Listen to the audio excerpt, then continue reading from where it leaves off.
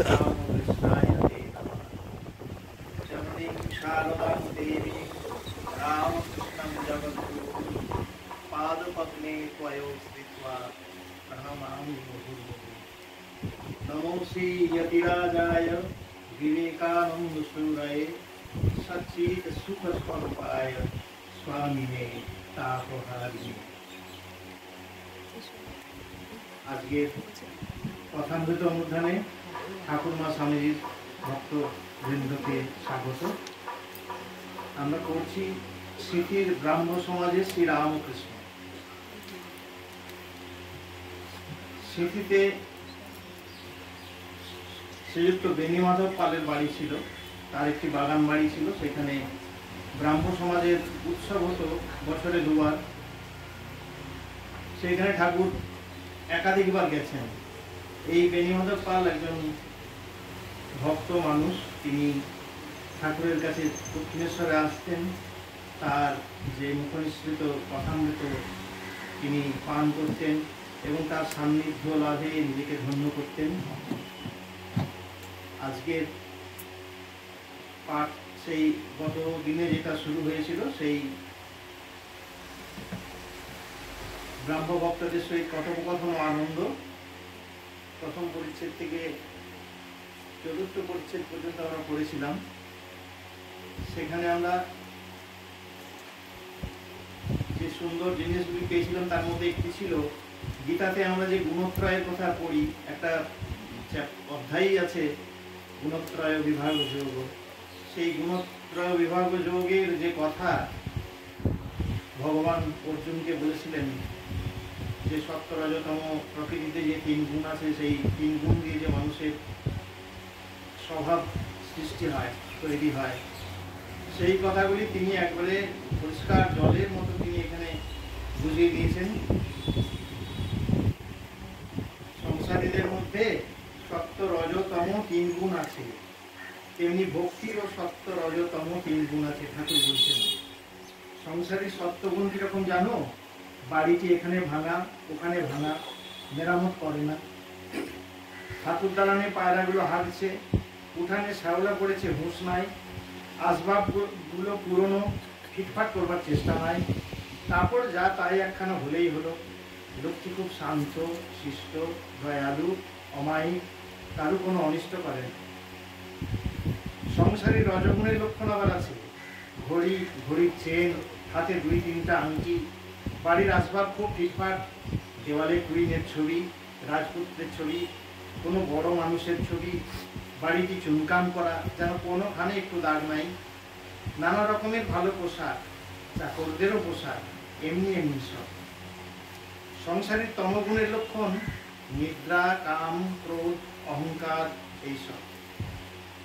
কত সুন্দরভাবে উনি এই সত্যরজতমকে ব্যাখ্যা করেছেন। আমরা খুব সহজেই সেখান থেকে আমাদের নিজেদেরকে বুঝে নিতে পারি আমরা কোন বিভাগে আছি। আজকে আমরা যে পড়ব পঞ্চম পরিচ্ছেদ থেকে, সেখানেও ঠাকুর অনেকগুলি খুব সুন্দর সুন্দর কথা বলেছেন। তার মধ্যে থেকে আমি একটুখানি আপনাদের আগে থেকে শুনিয়ে রাখি, তখন বুঝতে সুবিধা হবে।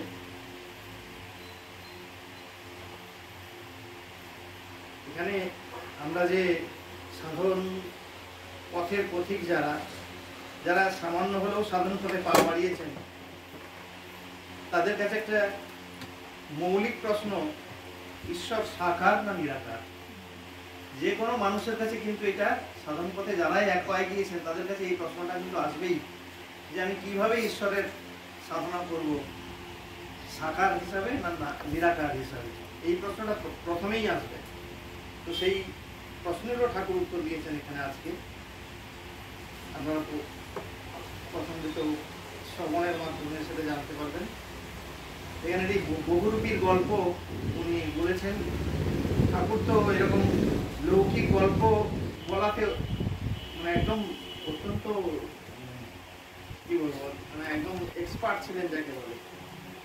এত সুন্দরভাবে বোঝাতেন যে সামান্য লৌকিক উদাহরণ দিয়ে, যে সেটা মানুষের মনে খুব সহজেই বুঝে যায়। এখানে একটি বহুরূপীর গল্প বলেছেন, সেটি আমরা শুনবো। তারপর এই যে গীতাতে আমরা পড়ছি, গত বৃহস্পতিবারেই পড়েছি, ইয়াস্তু আত্মরথিরেব স্যাৎ আত্মতৃপ্তশ্চ মানবঃ আত্মনিয়েব চ সন্তুষ্ট তস্য কার্যং ন বিদ্যতে। এটা আমরা গত বৃহস্পতিবারেই পড়েছি। সেইটা মানে এর আগের শ্লোকটি হলো এবং প্রবর্তিতং চক্র নানুবর্তয়তি ইহজ অঘায়ুর ইন্দ্রিয়া রাম মোঘং পার্থ সজীবতি। এই যে আমাদের একটি চক্র প্রবর্তিত আছে, যে কর্ম কীভাবে হয় সেটা আমরা পড়েছি আগের সপ্তাহে, আমি আর সেটা বলে বাড়াতে চাই না। সেই যে আত্মনিয়েব চ সন্তুষ্ট তস্য কার্যং ন বিদ্যতে, এটি ঠাকুরের সম্পর্কে একদম পুরোপুরি সুপ্রযুক্ত একটি কথা। কারণ ওনারও এরকম মানে নিজস্ব কোনো কাজই ছিল না, বাস্তবিক কোনো কার্য থাকেও না। যখন তিনি নিজেতেই সন্তুষ্ট, নিজেতেই তৃপ্ত, নিজেতেই প্রীত, তখন আর তার কোনো লৌকিক কর্ম কিছু থাকে না। সেটাই তিনি এইখানে বলেছেন যে সেই প্রসঙ্গ বলতে গিয়ে তিনি ঈশ্বর লাভের লক্ষণ সপ্তভূমি ও ব্রহ্মজ্ঞান, এই সপ্তভূমির অবতারণা করেছেন, সেটি বুঝিয়েছেন ভালো করে। তারপর বলেছেন শেষে যে প্রথম কর্মের হইচই থাকে, ঈশ্বরের পথে যত এগুবে ততই কর্ম কমবে, শেষে কর্ম ত্যাগ আর সমাজ।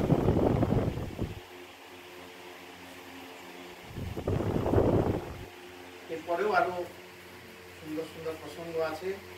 ঠাকুর রাবণের মা নিকষার গল্প বলেছেন, এখানে ভীষ্মের কাহিনী দিয়ে বুঝিয়েছেন যে ঈশ্বরের লীলা বোঝা খুবই কঠিন জিনিস। সেটি একদম সাধক ছাড়া, প্রকৃত সাধক ছাড়া কেউ বুঝতে পারেন না। আমাদের পক্ষে বোঝা খুব মুশকিল। গভীর ধ্যান এবং সেই আত্মদর্শন ছাড়া এই জিনিস উপলব্ধি করা খুবই কঠিন। আমরা সেই পথেই এগোতে চেষ্টা করছি। আসুন সবাই শুরু করি আজকের পাঠ।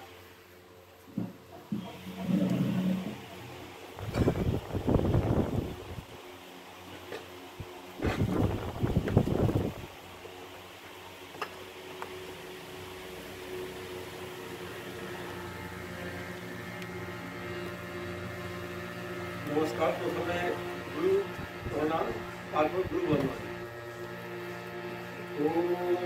অজ্ঞানতিমিরান্ধস্য জ্ঞানাঞ্জনশলাকয়া চক্ষুর্মিলিतं येन তস্मै শ্রীগুরবে নমঃ। ওম ব্রহ্মানন্দং পরমসুখদং কেবলং জ্ঞানমূর্তিং দন্তাতীतं গগনসদৃশং তত্ত্বমস্যাদিলক্ষ্যম একং নিত্যং বিমলং চলং সর্বদি সাক্ষীভূতং ভাবাতীতং ত্রিগুণরহিতং সদ্গুরুং তং নমামি। ওম নরাকার পরব্রহ্মরূপায় অজ্ঞানহারিণে আত্মজ্ঞানপ্রদানেন তস্मै শ্রীগুরবে নমঃ।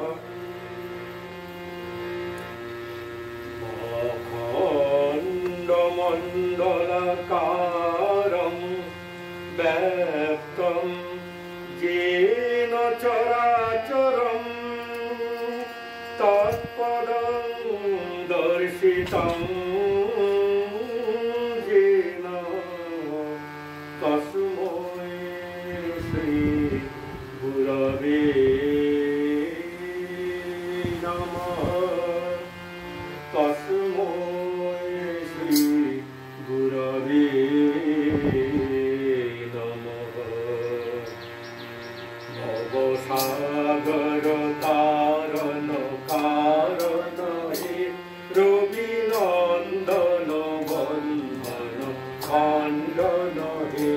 ভবসাগর তারণ কারণ হে রবিনন্দন বন্ধন খণ্ডন হে। শরণাগত কিঙ্কর ভীত মনে শরণাগত কিঙ্কর ভীত মনে গুরুদেব দয়া বর দীন জনে গুরুদেব দয়া কর দীন জনে গুরুদেব দয়া কর দীন জনে কন্ধর তামস ভাস্কর হে তুমি বিষ্ণু প্রজাপতি শঙ্কর হে পর ব্রহ্ম পরাৎপর বেদ বনে পর ব্রহ্ম পরাৎপর বেদ বনে গুরুদেব দয়া কর দীন জনে গুরুদেব দয়া কর দীন জনে গুরুদেব দয়া কর দীন জনে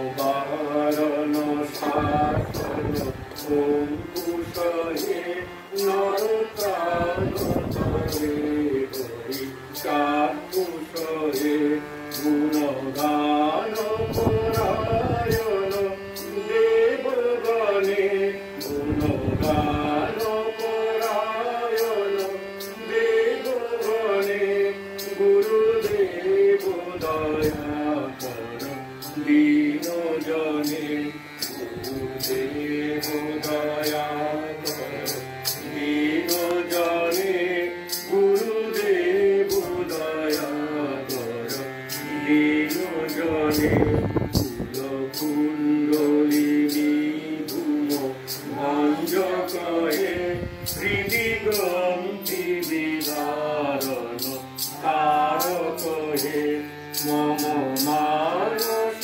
চঞ্চল রাত্র দিনে মম মানস চঞ্চল রাত্র দিনে গুরুদেব দয়া কর দীন জনে গুরুদেব দয়া কর দীন জনে গুরুদেব দয়া কর দীন জনে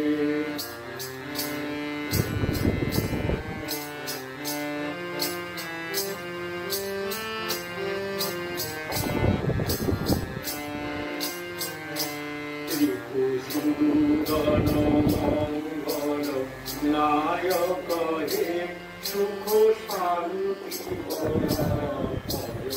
দায়ক হে ত্রয়তাপ হরে তব নাম গুণে ত্রয়তাপ হরে তব নাম গুণে গুরুদেব দয়া কর দীন জনে গুরুদেব দয়া কর দীন জনে গুরুদেব দয়া কর দীন জনে বিমান প্রভাব বিমর্দক হে গতিহীন জনে রক্ষক হে চিত শঙ্কিত বঞ্চিত মুক্তি ধনে চিত শঙ্কিত বঞ্চিত মুক্তি ধনে গুরুদেব দয়া কর দীন জনে গুরুদেব দয়া কর দীন জনে গুরুদেব দয়া কর দীন জনে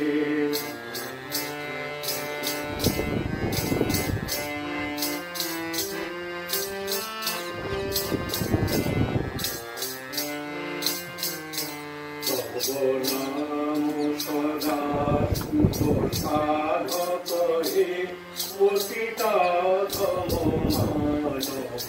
মানব পাবক হে মহিমা তব গোচর শুদ্ধ মনে মহিমা তব গোচর শুদ্ধ মনে গুরুদেব দয়া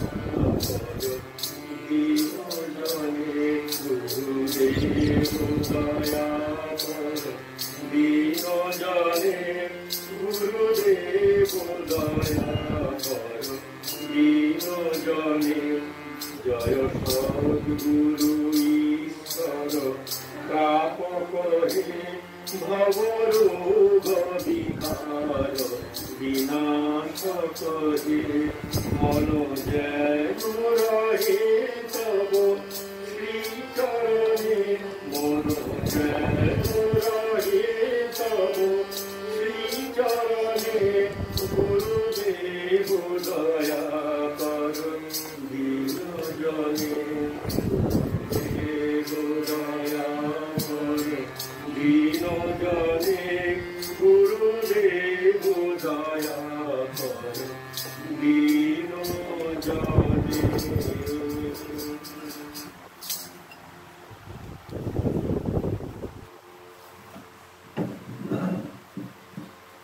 তব কথামৃতাং তত্ত্বজীবনং কবিভিরিহিতং কলমসাতঃ সগুণমঙ্গলং শ্রীমদাততং ভুবি বিহন্তি যে ভুরিদাজন। পঞ্চম পরিচ্ছেদ চক্ষু ভক্তা সমন্বয়া সভ্য অহমেবং নিরর্জুন জ্ঞাতুং দ্রষ্টুং চ তত্ত্বেন প্রবেষ্টুং চ পরন্তপ। গীতার 11 অধ্যায়ে 54 নম্বর শ্লোকে আছে ঈশ্বর দর্শন সাকার না নিরাকার। একজন ব্রাহ্ম ভক্ত জিজ্ঞাসা করিলেন, মহাশয়, ঈশ্বরকে কি দেখা যায়? যদি দেখা যায়, দেখতে পাই না কেন? শ্রীরামকৃষ্ণ: হ্যাঁ, অবশ্য দেখা যায়। সাকার রূপ দেখা যায়, আবার অল্প দেখা যায়। তা তোমায় বুঝাবো কেমন করে? ব্রাহ্মভক্ত: কি উপায়ে দেখা যেতে পারে? শ্রীরামকৃষ্ণ: ব্যাকুল হয়ে তার জন্য কাঁদতে পারো। লোকে ছেলের জন্য, স্ত্রীর জন্য, টাকার জন্য এক ঘটি কাঁদে, কিন্তু ঈশ্বরের জন্য কে কাঁদছে? যতক্ষণ ছেলে খুশি নিয়ে ঘুরে থাকে, মা রান্না বান্না বাড়ির কাজ সব করে।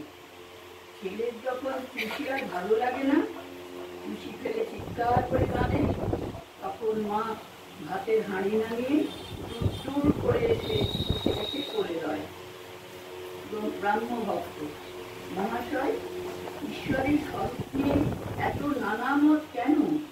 কেউ বলে সাকার,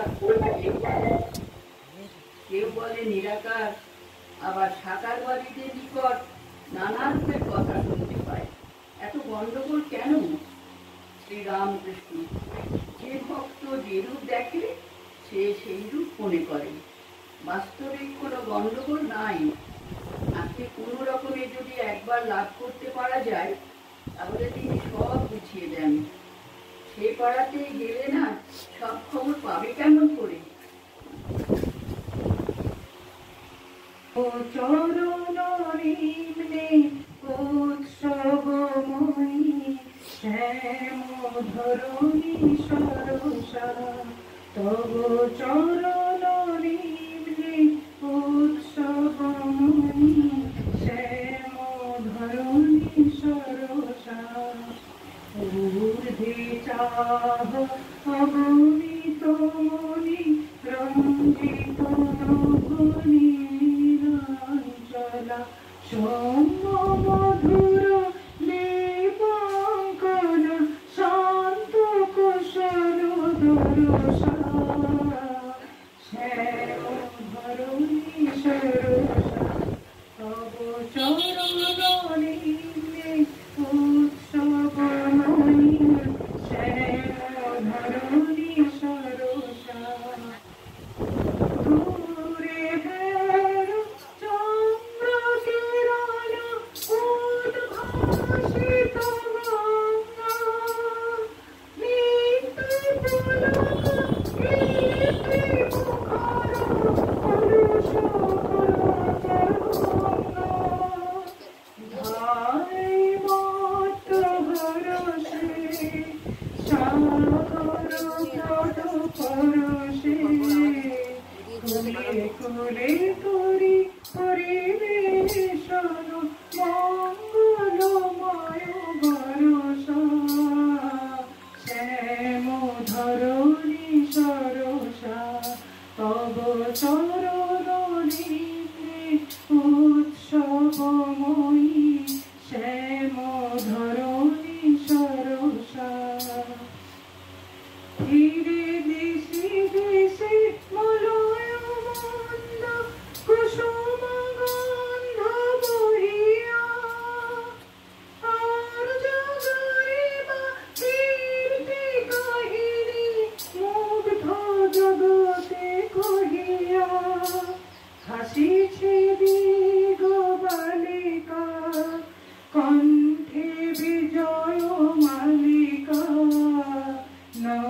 জীবন পুষ্প বৃষ্টি করেছে পূর্ণ হরসা শ্যাম ধরণী সরসা তব চরণ নিম্নে উৎসবময়ী শ্যাম ধরণী সরসা ঊর্ধ্বে চাহ অগণিত মণি রঞ্জিত নভনীলাঞ্চলা সৌম্য মধুর দীপাঙ্কন শান্ত কুশল দরসা শ্যাম ধরণী সরসা তব চরণ নিম্নে উৎসবময়ী শ্যাম ধরণী সরসা।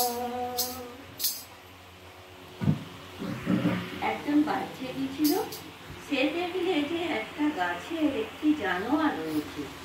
সে এসে আর একজনকে বলল, দেখ অমুক গাছে একটি সুন্দর লাল রঙের জানোয়ার দেখে এলাম। লোকটি উত্তর করল, আমি যখন বাড়িতে গেছিলাম আমিও দেখেছি, তাকে লাল রং হতে যাবে কেন? সে যে সবুজ রং। আর একজন বললে, না না, আমি দেখেছি হলদে। এই রূপে আরো কেউ কেউ বললে, না, সাদা, বেগুনি, নীল ইত্যাদি। শেষে ঝগড়া। তখন তারা গাছতলায় গিয়ে দেখে একজন লোক বসে আছে। তাকে জিজ্ঞেস করাতে সে বললে, আমি এই গাছতলায় থাকি, আমি যে জানোয়ারটিকে বেশ জানি। তোমরা যা যা বলছো সব সত্য। সে কখনো লাল, কখনো সবুজ, কখনো হলদে, কখনো নীল, আরো সব কত কি হয়, বহুরূপী। আবার কখনো দেখি কোনো রঙই নাই, কখনো সগুণ, কখনো নির্গুণ। অর্থাৎ যে ব্যক্তি সদা সর্বদা ঈশ্বর চিন্তা করে সেই জানতে পারে তার স্বরূপ কি। সে ব্যক্তি জানে যে তিনি নানা রূপে দেখা দেন, নানা ভাবে দেখা দেন। তিনি সগুণ, আবার তিনি নির্গুণ। যে গাছতলায় থাকে সেই জানে বহুরূপী নানা রং। আবার কখনো কখনো কোনো রঙই থাকে না। অন্য লোকে কেবল তর্ক ঝগড়া করে কষ্ট পায়। কবি বলতো, নিরাকার আমার বাপ আর সাকার আমার মা। ভক্ত যে রূপটি ভালোবাসে সেই রূপে তিনি দেখা দেন। তিনি যে ভক্ত বৎসল। পুরাণে আছে, বীর ভক্ত হনুমানের জন্য তিনি নারাম রূপ ধরেছিলেন।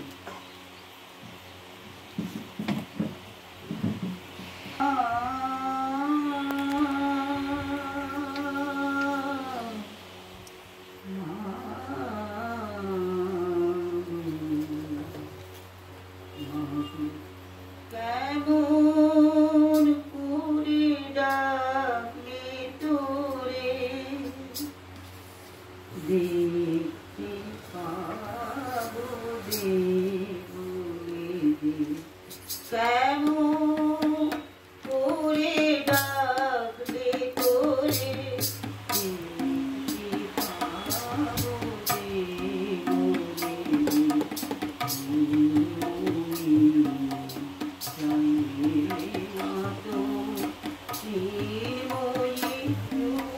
চাই দেখিতে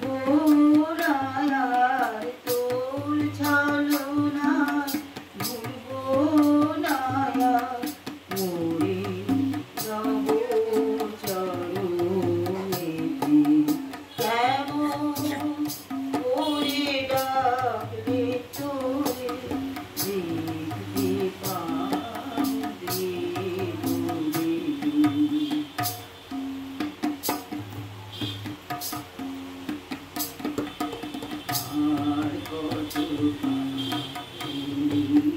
ধারা অন্তরালে থাকবি তারা, আর কত ধারা অন্তরালে থাকবি তারা।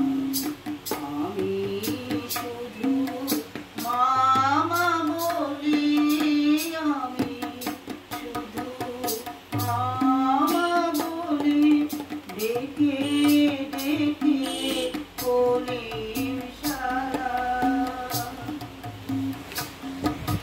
মাহারা সন্তানের মতো ঘুরে মরি অবিরত মা, মা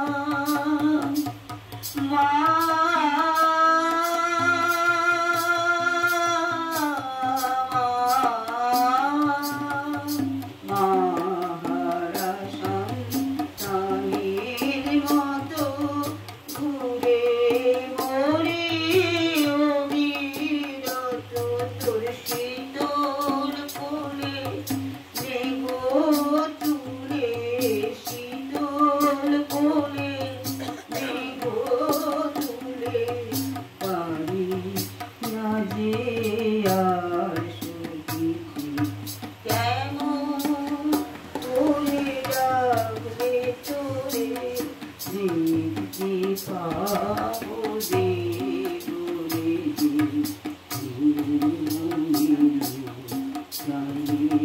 মাতো চিরময়ের চাই দেখিতে কেমন করে ডাকলে তোরে, দেখতে পাবো যে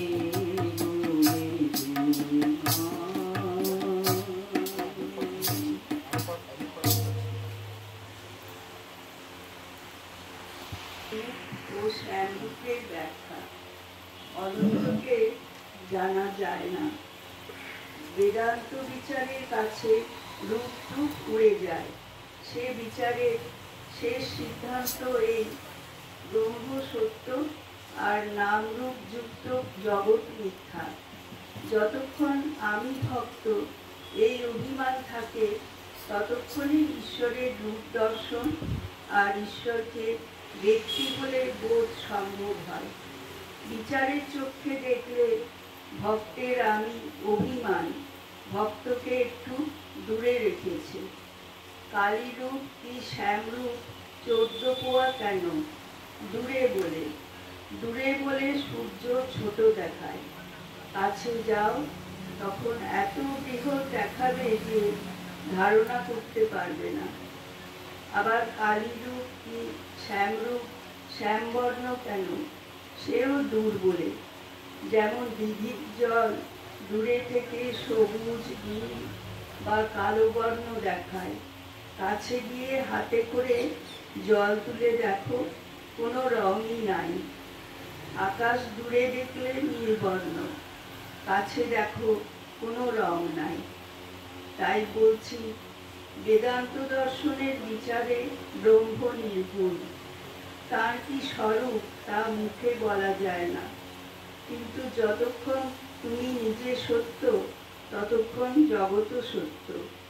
ঈশ্বরের নানা রূপও সত্য, ঈশ্বরকে ব্যক্তি বোধও সত্য। ভক্তিপথ তোমাদের পথ, এ খুব ভালো, এ সহজ পথ। অনন্ত ঈশ্বরকে কি জানা যায়? আর তাকে জানবারই বা কি দরকার?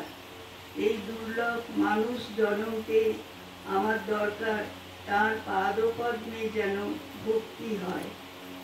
যদি আমার এক ঘটি জলে তৃষ্ণা যায়, পুকুরে কত জল আছে এ মাপবার আমার কি দরকার? আমি আধ বোতল মদে মাতাল হয়ে যাই। সুরির দোকানে কত মন মদ আছে এই হিসাবে আমার কি দরকার? অনন্তকে জানার দরকারই বা কি?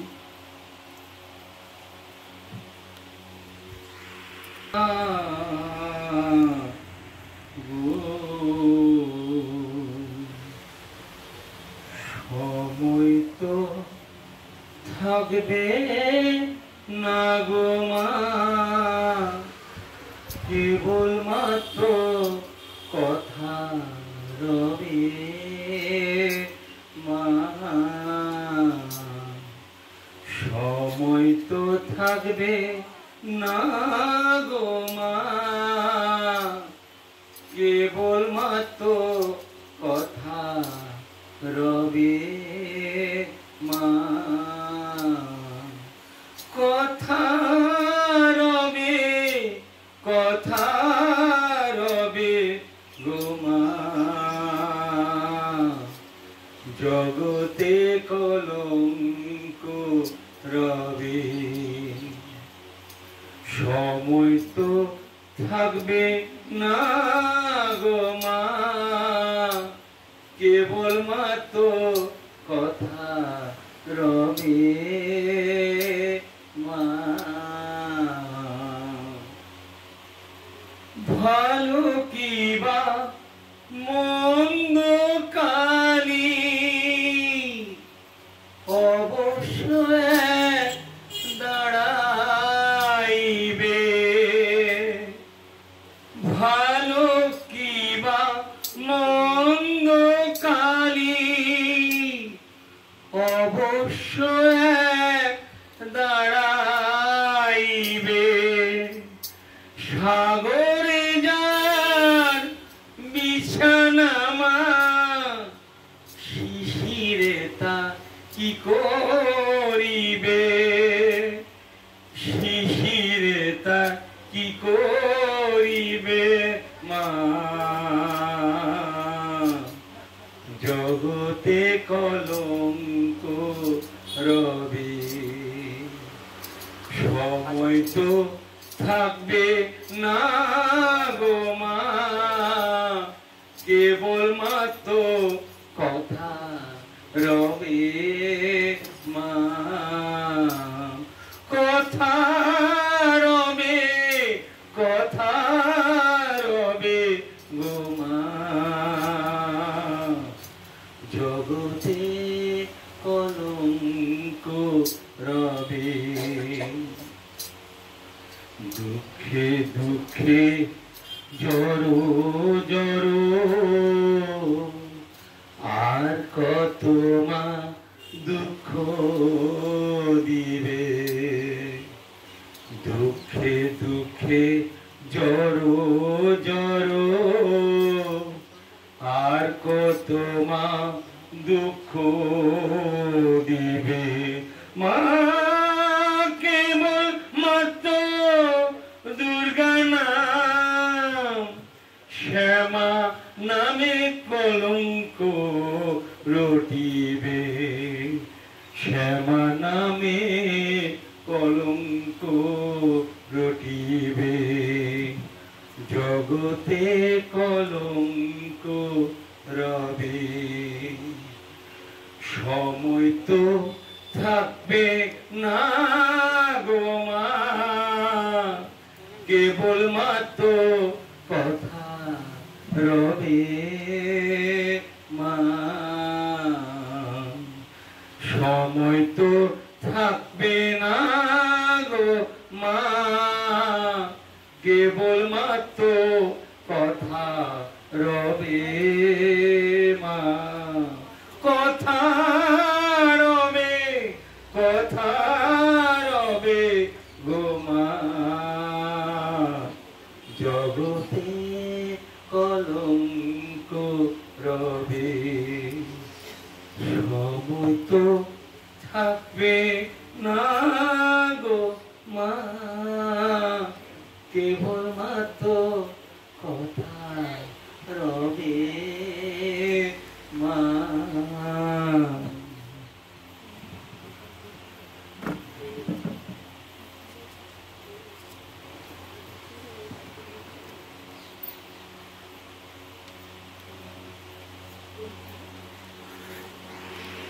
आत्मतृप्तश्च मानवः आत्मन्यैव च सन्तुष्टः तस्य कार्यं न विद्यते। गीता कर्मयोग 2য় অধ্যায় 17 নম্বর শ্লোক। ঈশ্বর লাভের লক্ষণ সপ্তভূমি ও ব্রহ্মজ্ঞান। শ্রীরামকৃষ্ণ। বেদে ব্রহ্মজ্ঞানীর নানা রকম অবস্থা বর্ণনা আছে। জ্ঞান পথ বড় কঠিন পথ। বিষয় বুদ্ধির কামিনী কাঞ্চনে আসক্তির লেশ মাত্র থাকলে জ্ঞান হয় না। এ পথ কলিযুগের পক্ষে নয়। এই সম্বন্ধে বেদে সপ্তভূমির কথা আছে। এই সাত ভূমি মনের স্থান। যখন সংসারে মন থাকে তখন লিঙ্গ, গুচ্ছ, নাভি মনের বাসস্থান। মনের তখন ঊর্ধ্ব দৃষ্টি থাকে না, কেবল কামিনী কাঞ্চনে মন থাকে। মনের চতুর্থ ভূমি হৃদয়। তখন প্রথম চৈতন্য হয়েছে আর চারিদিকে জ্যোতি দর্শন হয়। তখন সে ব্যক্তি ঐশ্বরিক জ্যোতি দেখে অবাক হয়ে বলে, এ কি, এ কি? তখন আর নিচের দিকে, সংসারের দিকে মন যায় না। মনের পঞ্চম ভূমি কণ্ঠ। মন যার কণ্ঠে উঠেছে তার অবিদ্যা, অজ্ঞান সব গিয়ে ঈশ্বরীয় কথা বই অন্য কথা শুনতে বা বলতে ভালো লাগে না। যদি কেউ অন্য কথা বলে সেখান থেকে উঠে যায়। মনের ষষ্ঠ ভূমি কপাল। মন সেখানে গেলে অহর্নিশ ঈশ্বরীয় রূপ দর্শন হয়। তখনও একটু আমি থাকে। সে ব্যক্তি সেই নিরূপম রূপ দর্শন করে উন্মত্ত হয়ে সেই রূপকে স্পর্শ আর আলিঙ্গন করতে যায়, কিন্তু পারে না। যেমন লণ্ঠনের ভিতর আলো আছে, মনে হয় এই আলো ছুঁলাম, কিন্তু কাঁচ ব্যবধান আছে বলে ছুঁতে পারা যায় না। শিরোদেশ সপ্তম ভূমি। সেখানে মন গেলে সমাধি হয় ও ব্রহ্মজ্ঞানীর ব্রহ্মের প্রত্যক্ষ দর্শন হয়, কিন্তু সে অবস্থায় শরীর অধিক দিন থাকে না। সর্বদা বেহুঁশ, কিছু খেতে পারে না, মুখে দুধ দিলে গড়িয়ে যায়। এই ভূমিতে 21 দিনে মৃত্যু। এই ব্রহ্মজ্ঞানীর অবস্থা। তোমাদের ভক্তিপথ খুব ভালো আর সহজ।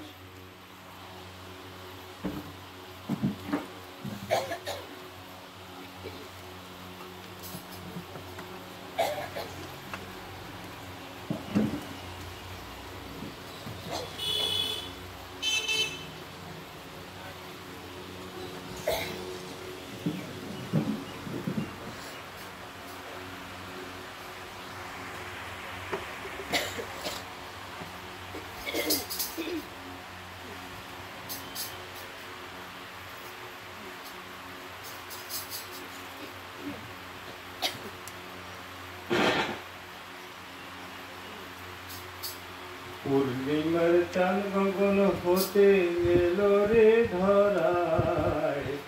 পূর্ণিমার চাঁদ গগন হতে এলো রে ধরায়। মা শারদা, মা শারদা, মা শারদা ভাই। মা শারদা, মা শারদা, মা শারদা ভাই। পূর্ণিমার চাঁদ গগন হতে এলো রে ধরায়। মা শারদা, মা শারদা, মা শারদা ভাই। মা আমার যাবে শ্বশুর বাড়ি, ওরে আলতা সিঁদুর শাঁখা শাড়ি। মা আমার যাবে শ্বশুর বাড়ি, রে আলতা সিঁদুর শাঁখা শাড়ি। মা সেই গরবে গরবিনী, সেই গরবে গরবিনী শিবের মতো পতি পায়। মা শারদা, মা শারদা, মা শারদা ভাই। মা শারদা, মা শারদা, মা শারদা ভাই। পূর্ণিমার চাঁদ গগন হতে গেল রে ধরা। মা শারদা, মা শারদা, মা শারদা ভাই। তোরা শঙ্খ বাজা বাজে উলুধ্বনি, শিবের মাঝে দাঁড়িয়ে আছে শিবের সঙ্গিনী। তোরা শঙ্খ বাজা দে রে উলুধ্বনি, শিবের মাঝে দাঁড়িয়ে আছে শিবের সঙ্গিনী। দেখো পাগল ঠাকুর সদাই হাসে,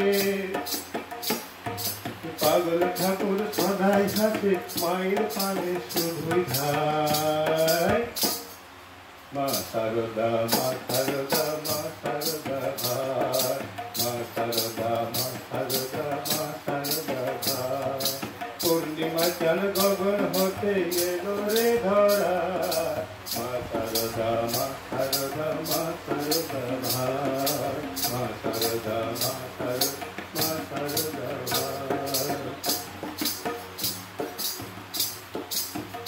মাতন কামার পুকুরে ক্ষুদিরাম ঘরে মাতন কামার পুকুরে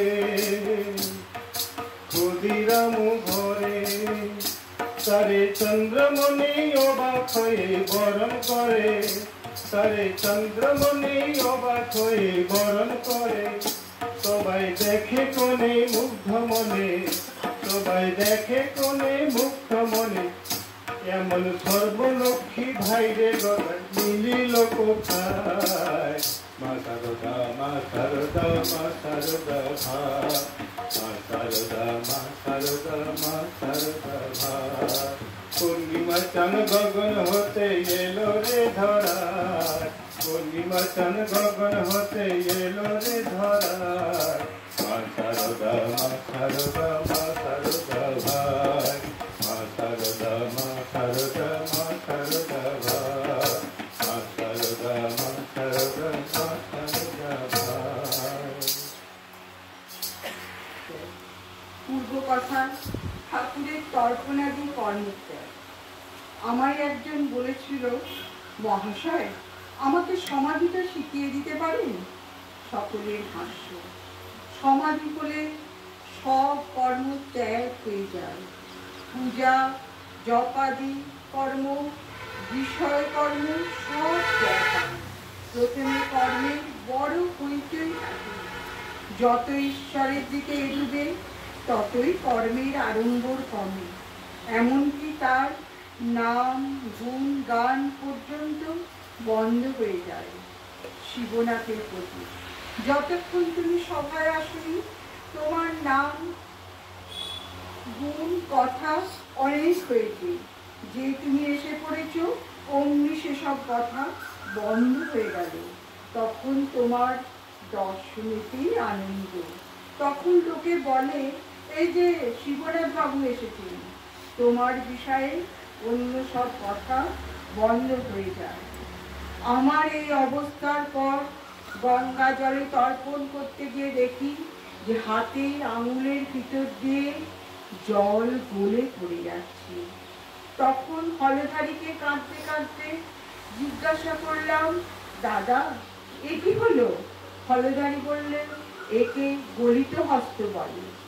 ঈশ্বর দর্শনের পর তর্পণাদি কর্ম থাকে না। সংকীর্তনে প্রথমে বলে, নিতাই আমার মাথা হাতি, নিতাই আমার মাথা হাতি। ভাব গাঢ় হলে শুধু বলে হাতি হাতি, তারপর কেবল হাতি। এই কথাটি মুখে থাকে। শেষে হা বলতে বলতে ভাব সমাধিময়।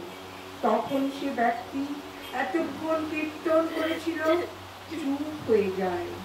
যেমন ব্রাহ্মণ ভোজনে প্রথমে খুব হইচই, যখন সকলে পাতা সম্মুখে করে বসলো তখন অনেক হইচই কমে গেল। কেবল লুচিয়ান লুচিয়ান শব্দ হতে থাকে। তারপর যখন লুচি তরকারি খেতে আরম্ভ করে তখন 12 আনা শব্দ কমে গেছে। যখন দই এলো তখন সুপ সুপ সকলের হাস্য। শব্দ নাই বললেও হয়। খাবার পর নিদ্রা, তখন সব চুপ। তাই বলছি, প্রথম কর্মের খুব পরিচয় থাকে। ঈশ্বরের পথে যখন এগোবে ততই কর্ম কমবে। শেষে কর্ম ত্যাগ আর সমাধি। গৃহস্থের বউ অন্তঃসত্ত্বা হলে শাশুড়ি কর্ম কমিয়ে দেয়। 10 মাসে কর্ম প্রায় করতে হয় না। ছেলে হলে একেবারে কর্মত্যাগ। মা ছেলেকে নিয়ে নাড়াচাড়া করে। ঘরকন্যার কাজ শাশুড়ি ননদ যা এরা করে। অবতারাদি শরীর সমাধির পর লোকশিক্ষার জন্য। সমাধিস্থ হবার পর প্রায় শরীর থাকে না, কারো কারো লোকশিক্ষার জন্য শরীর থাকে, যেমন নারদাজি। আর চৈতন্যদেবের মতো অবতার দেব খুব খোঁড়া হয়ে গেলে কেহ কেহ ছুরি কোদাল বিদায় করে দেয়, কেউ কেউ রেখে দেয়, ভাবে যদি পাড়ার কারোর দরকার হয়। এরূপ মহাপুরুষ জীবনের দুঃখে কাতর, এরা স্বার্থপর নয় যে আমাদের জ্ঞান হলেই হলো। স্বার্থপর লোকের কথা তো জানো, এখানে মত বললে বুঝবে না, পাছে তোমার উপকার হয়। সকলের হাস্য। 1 পয়সার সন্দেশ দোকান থেকে আনতে দিলে চুষে চুষে এনে দেয়, সকলের হাস্য। কিন্তু শক্তি বিশেষ, সামান্য আধার লোক শিক্ষা দিতে ভয় করে। হাওয়াতে কাঠ নিজে এরকম করে ভেসে যায়, কিন্তু একটা পাখি এসে বসে ডুবে যায়। কিন্তু নারদাদি বাহাদুরি কাঠ, এই কাঠ নিজেও ভেসে যায়।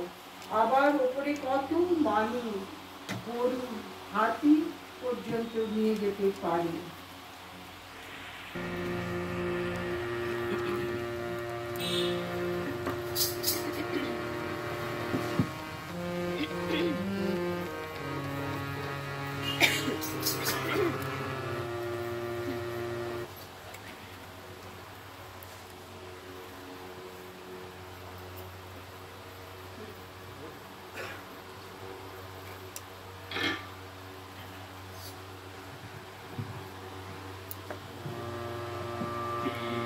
গাবো আমি কি শোনাবো আজি আনন্দ ধামে, কি গাবো আমি কি শোনাবো আজি আনন্দ ধামে।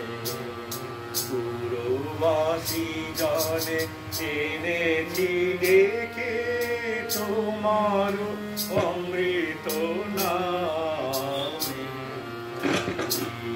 গাবো আমি কি শোনাবো আজি আনন্দ ধামে। পুরবাসী জনে এনেছি দেখে তোমার অমৃত নামে, গাবো আমি কি শোনাবো আজি আনন্দ ধামে।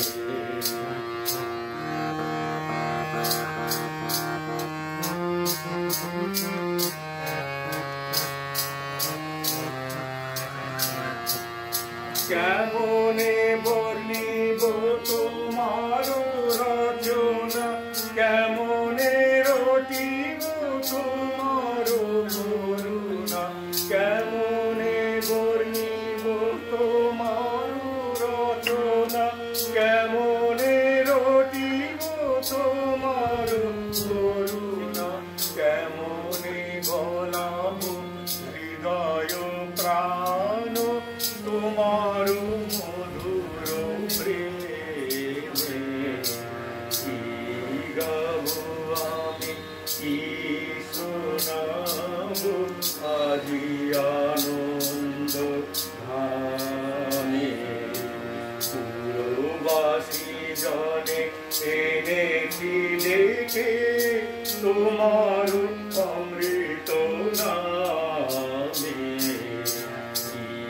গাবো আমি কি শোনাবো আজি আনন্দ ধামে।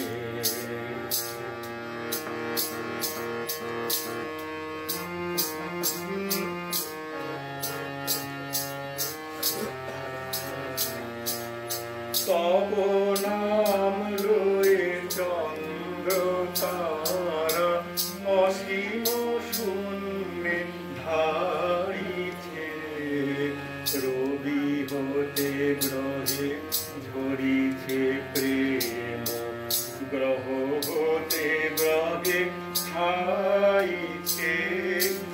তব নাম লয়ে চন্দ্র তারা অসীম শূন্যে ভাইছে রবি হতে গ্রহে ঝরিছে প্রেম গ্রহ হতে গ্রহে খাইছে অসীম আকাশ নীল শত দল তোমার কিরণে সদা ঢল ঢল অসীম আকাশ নীল শত দল তোমার কিরণে সদা ঢল ঢল তোমার অমৃত সাগর মাঝারে ভাসিছে অবিরামে কি গাবো আমি কি শোনাবো আজি আনন্দ ধামে পুরবাসী জনে এনেছি দেখে তোমার অমৃত নামে কি গাবো আমি কি শোনাবো আজি আনন্দ ধামে।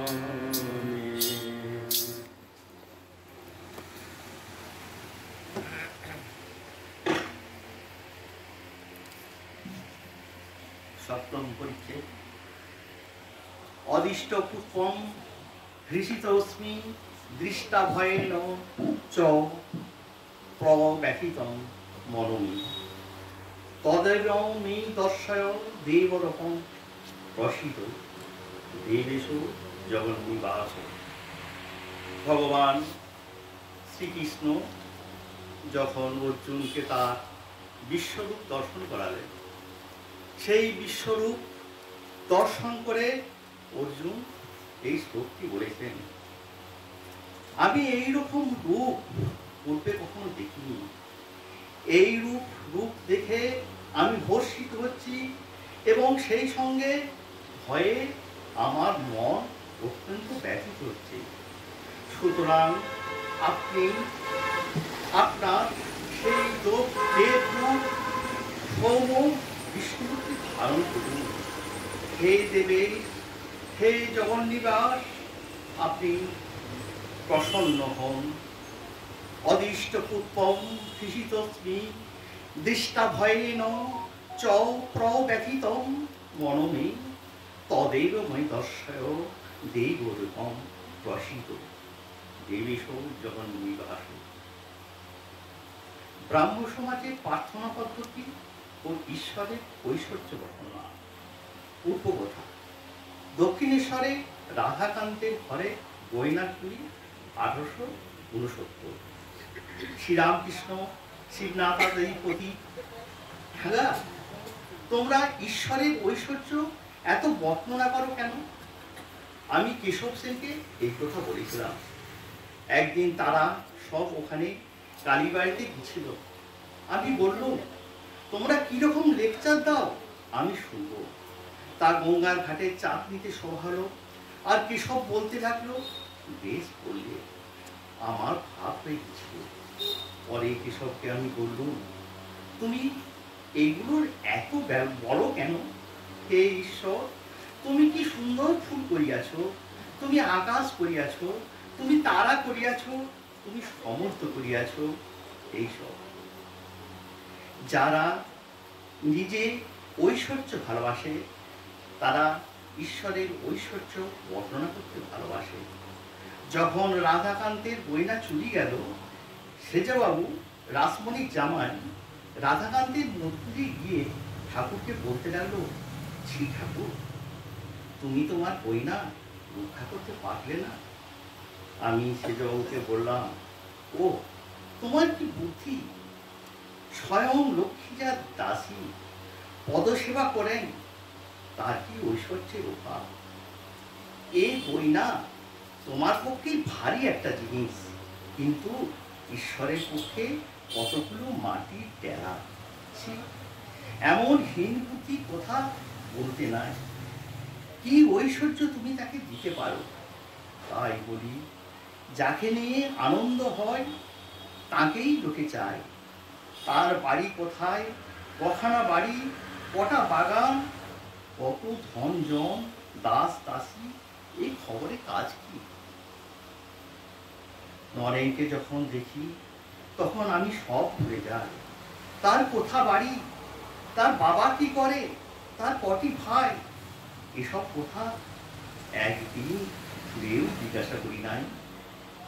ঈশ্বরের মাধুর্য রসে ডুবে যাও, তার অনন্ত সৃষ্টি, অনন্ত ঐশ্বর্য, এত খবরে আমাদের কাজ কি? আবার সেই গন্ধর্ব নিন্দিত কণ্ঠে সেই মধুরিমাপূর্ণ গান, ডুব ডুব ডুব রূপসাগরে আমার মন তলাতল, পাতাল খুঁজলে পাবি রে প্রেম রত্নধন, খুঁজ খুঁজ খুঁজ খুঁজলে পাবি হৃদয় মাঝে বৃন্দাবন। দীপ দীপ দীপ জ্ঞানের বাতি জ্বলবে ফিতে অনুক্ষণ, ড্যাং ড্যাঙা ড্যাং ডাঙাই ডিঙে চালাই আবার সে কুঞ্জন। কবির বলে শোন শোন শোন, ভাবো গুরু শ্রীচরণ। তবে দর্শনের পর ভক্তের স্বাদ হয় তার লীলা কি দেখি। রামচন্দ্র রাবণবধের পর রাক্ষসপুরী প্রবেশ করলেন। বুড়ি নিকষা দৌড়ে পালাতে লাগলো। লক্ষ্মণ বললেন, রাম, এ কি বলুন দেখি, এই নিকষা এত বুড়ি, এত পুত্রশোক পেয়েছে, তার এত প্রাণীর ভয় পালাচ্ছে? রামচন্দ্র নিকষাকে অভয় দান করে সম্মুখে আনিয়া জিজ্ঞাসা করাতে নিকষা বললে, রাম, এতদিন বেঁচে আছি বলে তোমার এত লীলা দেখলাম, তাই আরো বাঁচবার স্বাদ আছে। তোমার আরো কত লীলা দেখবো। সকলের ভাষ্য শিবরাতের প্রতি তোমাকে দেখতে ইচ্ছা করে। শুদ্ধা তাদের না দেখলে কি নিয়ে থাকবো? শুদ্ধা তাদের পূর্ব জন্মের বন্ধু বলে উপায়। হরি হে তুমি আমার সকল হবে কবে, আমার মনের মাঝে ভবের কাজে মালিক হয়ে রবে কবে। হরি হে তুমি আমার সকল হবে কবে, আমার সকল সুখে সকল দুঃখে তোমার চরণ ধরব বুকে। আমার সকল সুখে সকল দুঃখে তোমার চরণ ধরব বুকে। কণ্ঠ আমার সকল কথায় তোমার কথায় কবে, তুমি আমার সকল হবে কবে। কিনব যাহা ভবের হাটে আনব তোমার চরণ বাটে, তোমার কাছে এ মহাজন সবই বাঁধা রবে কবে। স্বার্থ প্রাচীর করে খাড়া গড়ব যবে আপন কারা। আমি স্বার্থ প্রাচীর করে খাড়া গড়ব যবে আপন কারা। বজ্র হয়ে তুমি তারে ভাঙবে ভীষণ রবে, তুমি আমার সকল হবে কবে।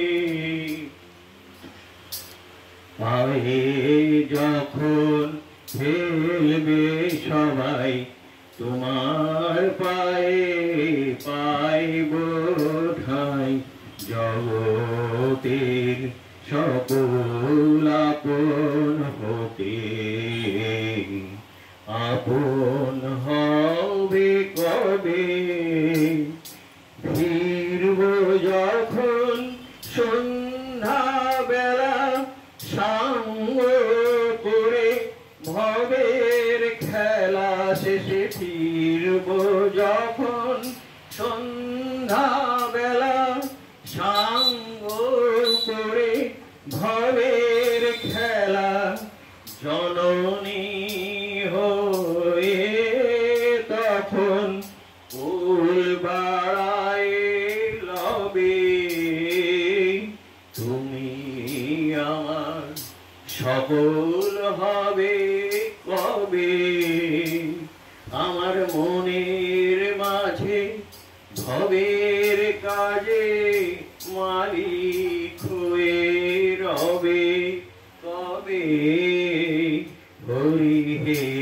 তুমি আমার সকল হবে কবে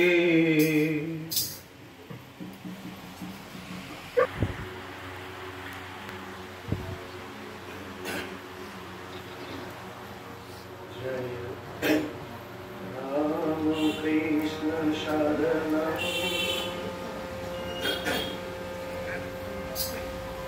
জয় রাম কৃষ্ণ শরণম জয় রাম কৃষ্ণ শরণম জয় রাম কৃষ্ণ শরণম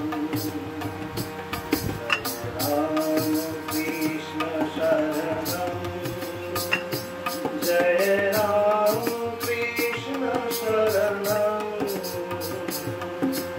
অনাথের নাথ প্রভু দীনের বন্ধু প্রভু সর্বদুঃখহরণম জয় রাম কৃষ্ণ শরণম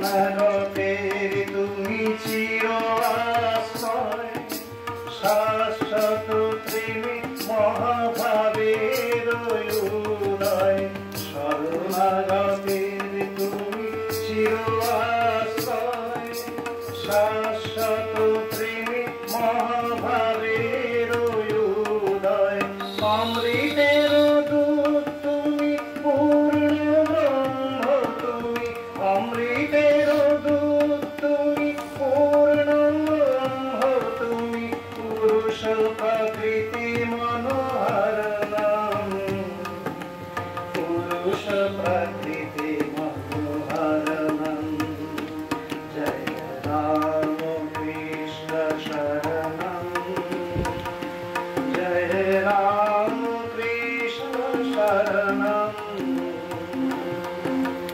অনাথের নাথ প্রভু দীনের বন্ধু প্রভু সর্বদুঃখহরণম জয় রাম কৃষ্ণ শরণম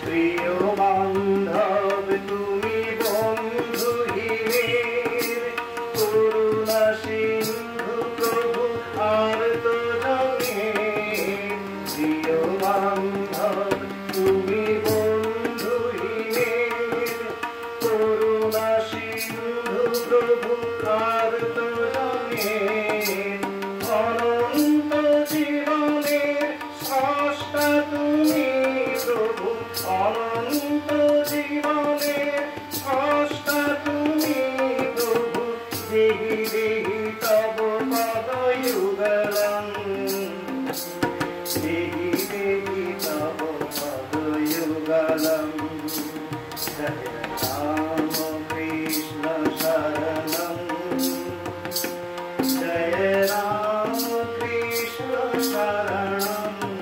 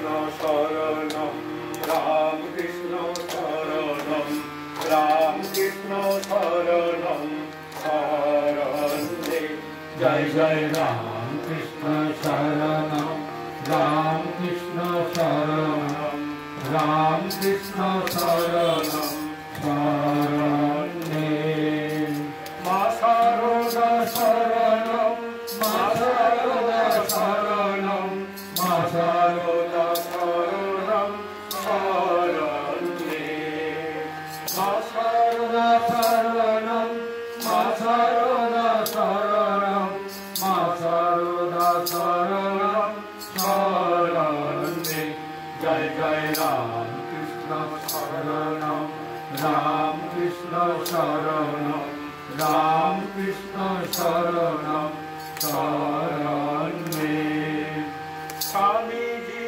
শরণম স্বামীজি শরণম স্বামীজি শরণম শরণে স্বামীজি শরণম স্বামীজি শরণম স্বামীজি শরণম শরণে জয় জয় রাম কৃষ্ণ শরণম রাম কৃষ্ণ শরণম রাম কৃষ্ণ শরণম শরণে কৃপা হি কেবলম কৃপা হি কেবলম কৃপা হি কেবলম শরণে প্রভু কৃপা হি কেবলম কৃপা হি কেবলম কৃপা হি কেবলম শরণে জয় জয় রাম কৃষ্ণ শরণম রাম কৃষ্ণ শরণম রাম কৃষ্ণ শরণম শরণে শরণাগতহম শরণাগতহম শরণাগতহম শরণে প্রভু শরণাগতহম শরণাগতহম শরণাগতহম শরণে জয় জয় রাম কৃষ্ণ শরণম রাম কৃষ্ণ শরণম রাম কৃষ্ণ শরণম শরণে নমঃ শ্রী গুরবে নমঃ শ্রী গুরবে নমঃ শ্রী গুরবে নমো নমঃ নমঃ শ্রী গুরবে নমঃ শ্রী গুরবে নমঃ শ্রী গুরবে নমো নমঃ জয় জয় রাম কৃষ্ণ শরণম রাম কৃষ্ণ শরণম রাম কৃষ্ণ শরণম শরণে রাম কৃষ্ণ জয় জয় রাম কৃষ্ণ রাম কৃষ্ণ জয় জয় রাম কৃষ্ণ রাম কৃষ্ণ জয় জয় রাম কৃষ্ণ রাম কৃষ্ণ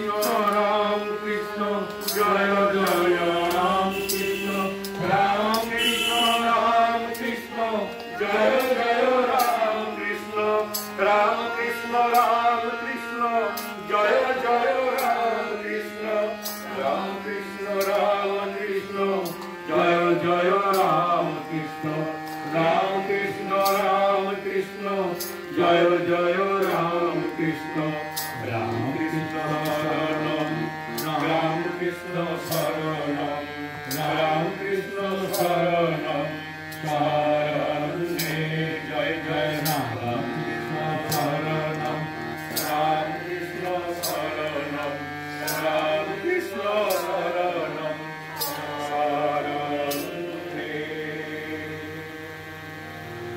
রাম কৃষ্ণ শরণম রাম কৃষ্ণ শরণম রাম কৃষ্ণ শরণম